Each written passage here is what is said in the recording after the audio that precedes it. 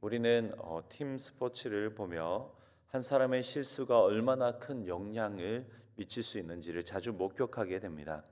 야구 경기에서 투수 한 명의 볼넷이 승패를 좌우하고, 축구 경기에서 수비수 한 명의 방심이 팀 전체의 패배로 이어지기도 하는 것을 우리는 보게 되는 것이죠.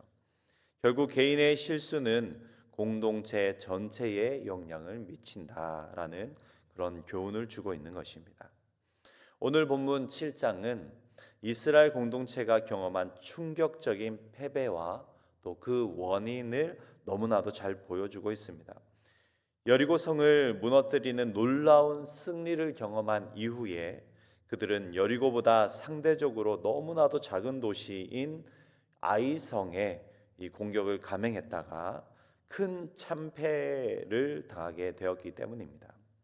왜 이런 일이 일어났을까요?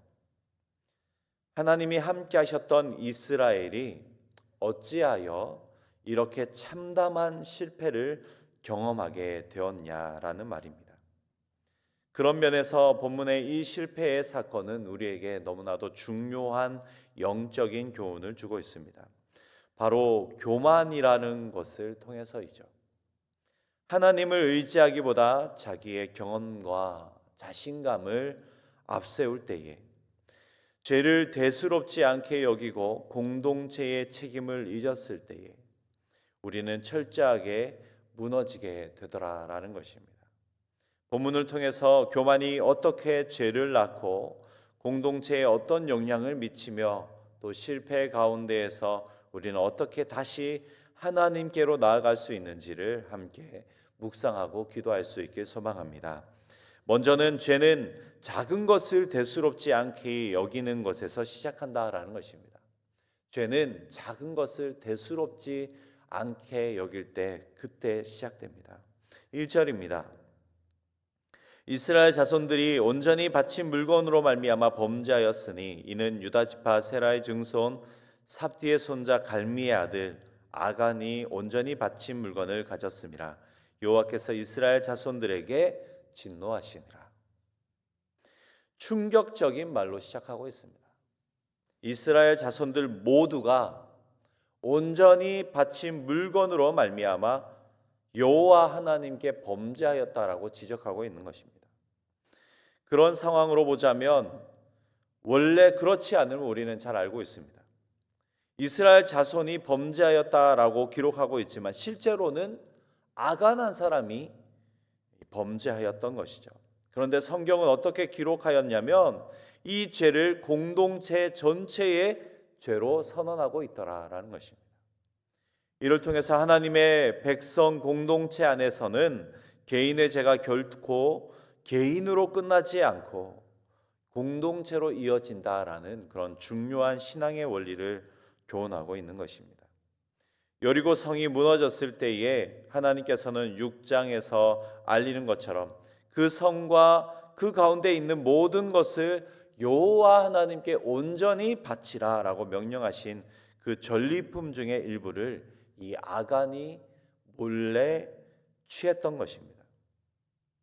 1절에 보시면 하나님은 그 모든 전리품을 온전히 바친 물건이다라고 명하고 계십니다. 이렇게 하심은 이 모든 것들이 바로 하나님께 드리는 것이며 또 하나님의 영광에 속한 것임을 선포하는 그런 가르침과 같았던 것이죠. 그런데 아간은 그것을 자기의 것으로 삼았습니다. 대수롭지 않게 생각했을 것입니다. 그 많은 것 중에 이 작은 것쯤이야, 이 작은 것 하나쯤이야 하는 그런 마음이 컸을 것입니다. 그러나 이러한 모습은 단순한 그런 절도가 아니라 하나님의 권위를 거부하는 행위, 하나님의 영광을 도둑질하는 그런 아주 심각한 죄의 모습이다라고 하나님은 단언하고 계신 것이죠. 죄는 늘 비밀스럽고 숨겨진 곳에서 또 작은 것에서 시작하지만 그 영향력은 절대 작지 않음을 볼 수 있더라라는 것이죠. 아간의 죄는 공동체 전체에 영향을 미치게 되었고 결국 아이성 전투에서 36명의 병사가 목숨을 잃고 이스라엘 전체도 큰 낙심 가운데 거하게 되었습니다. 우리는 여기서 하나님 나라의 공동체의 본질을 다시 한번 생각해 보아야만 하는 것입니다. 우리는 결코 혼자 믿음 생활을 하는 것이 아니더라라는 것입니다. 우리의 이 작은 이 행동은 결코 작지가 않더라라는 것입니다. 우리의 행동과 선택, 특별히 죄의 모습은 가정에도 교회에도 더 나아가서 사회 전체에도 영향을 미칠 수 있더라라는 것입니다.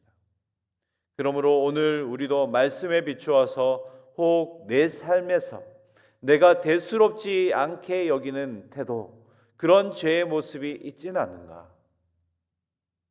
아간의 교훈을 통해서 하나님 앞에 조용히 우리의 마음을 들여다보면서 그런 마음이 있다면 회개의 기도를 드릴 수 있는, 그리하여서 우리 개인의 신앙의 모습을 한층 더 깊이 돌아보면서 또 깊이 생각하면서 하나님 나라의 전체를 위해 거룩히 구별하는 그런 삶에 더욱더 힘쓰며 살아가는 우리의 신앙의 모습이 될 수 있길 소망합니다.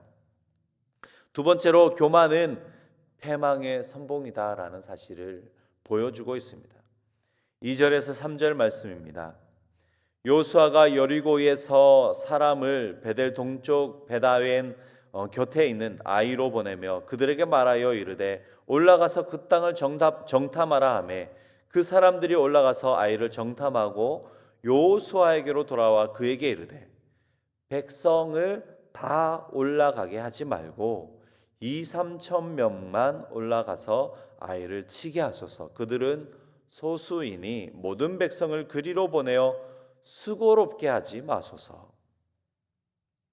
요수아와 이스라엘 백성은 여리고 전투의 큰 승리 이후에 아이성을 정탐하게 됩니다.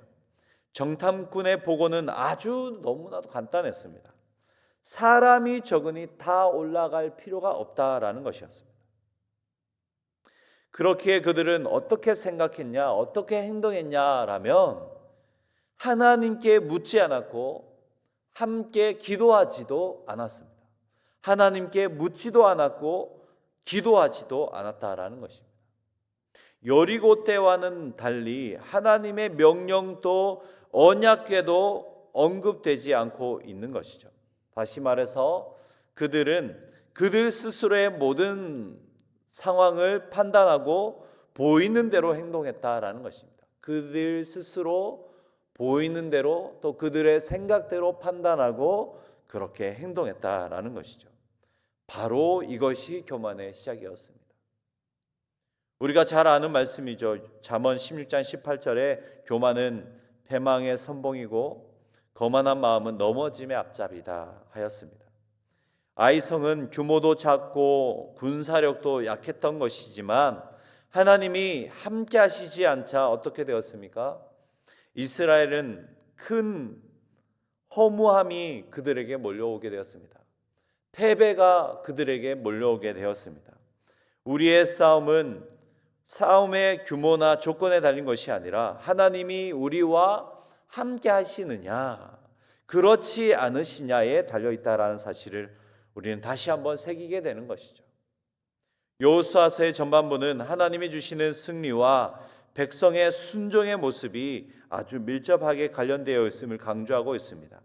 하지만 본문에서는 하나님의 인도하심을 구하지 않고 자신들의 경험과 판단을 따르는 이 이스라엘의 교만, 하나님이 주시는 승리와는 너무나도 거리가 먼, 또 그에 따른 순종과도 거리가 먼 그런 모습이 드러나고 있고, 그렇기에 그 결과는 마땅한 패배였음을 보여주고 있는 것입니다. 우리의 신앙생활에서도 똑같이 적용이 됩니다. 큰 일에서는 기도하면서 작고 쉬워 보이는 그런 일에는 어떻게 한다라는 것입니까? 하나님께 묻지 않는다라는 것이죠. 스스로 판단하고 결정하고 행동하는 그런 경향이 우리에게 있는데 그 역량이 얼마나 큰가라는 것을 우리에게 보여주고 있는 것입니다. 그런 면에서 우리도 가장 교만해질 수 있는 때가 언제냐면 대개 승리 이후이고 무언가를 크게 잘했다라고 여겨지는 그 이후 이 교만이라는 것을 조심할 필요가 있더라라는 것입니다. 은혜를 경험한 직후 우리는 내가 잘했구나라는 그런 착각에 빠지기 쉽기 때문에 그렇습니다. 바로 그때가 오늘처럼 시험의 순간이 되는 것이죠. 큰 일에는 기도했더니 큰 응답이 있었고 그렇기에 이후에는 작은 일은 내가 할 수 있을 거야 라는 그런 생각이 몰려올 때에 우리는 조심해야 하는 것입니다. 그러므로 우리는 언제나 주님의 도우심 없이는 단 한 걸음도 살 수 없다라는 그런 신앙의 고백 위에 서야 하는 것이죠. 예수님도 분명하게 알려주셨습니다. 요한복음 15장 5절이죠.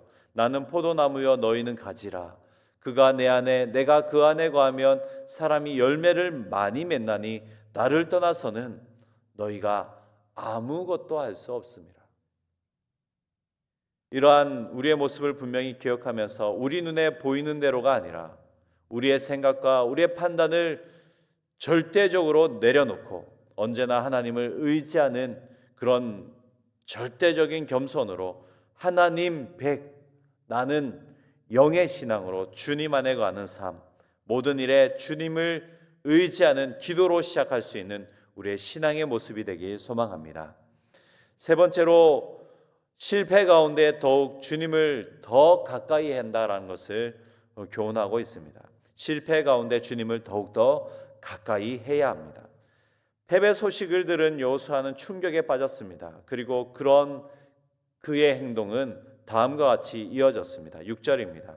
여호수아가 옷을 찢고 이스라엘 장로들과 함께 여호와의 궤 앞에서 땅에 엎드려 머리에 티끌을 뒤집어 쓰고 저물도록 있다가 여호수아는 옷을 찢고 얼굴을 땅에 대고 엎드려 하나님 앞에 나아갔습니다. 단순한 탄식이 아니라 깊은 애통과 회개의 태도였습니다. 여호수아는 자신이 무엇을 잘못했는지는 모르지만 지금 하나님 앞에 먼저 겸손히 엎드리고 있는 것입니다. 이러한 여호수아의 반응은 우리에게 그렇기에 중요한 교훈을 주고 있습니다. 실패는 하나님의 부재 때문이 아니라 하나님의 부재가 아니라 하나님 앞으로 더 나아갈 기회가 되어야 한다라는 것입니다. 많은 사람이 실패하면 어떡합니까? 낙심하고 하나님을 떠나게 됩니다.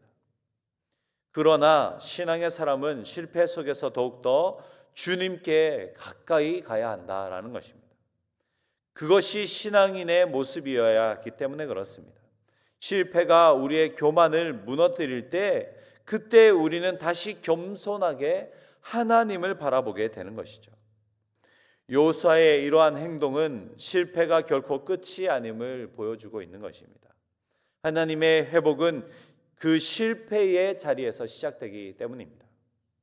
여호수아는 실패 속에서 하나님께 나아갔고 그 기도가 결국 이스라엘의 회복으로 이어졌음을 우리는 기억할 필요가 있는 것이죠. 혹시 실패의 자리 가운데 계신 분 계십니까? 사람에게 실망하고 내 자신에게 낙심하고 하나님의 뜻을 오해한 채 주저앉아 있지는 않는가라는 것이죠. 하나님은 지금도 그러한 우리를 기다리고 계심을 믿으시기 바랍니다. 그러한 실패의 자리 가운데에서 회복의 시간들을 하나님 앞으로 더 나아갈 수 있는 그런 기회의 시간으로 기다리고 계심을 믿으시기 바랍니다. 시편 51편 17절 다윗의 고백이죠. 하나님이여 상하고 통회하는 마음을 주께서 멸시하지 아니하시리이다. 상하고 통회하는 심령으로 주께 나가는 자는 결코 내치지 않으시는 하나님 앞에 다시 나아가는 이 새벽, 그러한 자리에서 다시 놀라운 회복을 기대할 수 있는 우리들 되길 소망합니다. 이 하루도 하나님 앞에 대수롭지 않게 생각하고 있는 일이 없도록, 특별히 교만은 패망의 선봉임을 기억하고 겸손한 신앙인의 모습으로 주님만 더 가까이 하고 주께만 더욱더 의지하는 그런 우리의 삶, 이 하루 될 수 있길 소망합니다.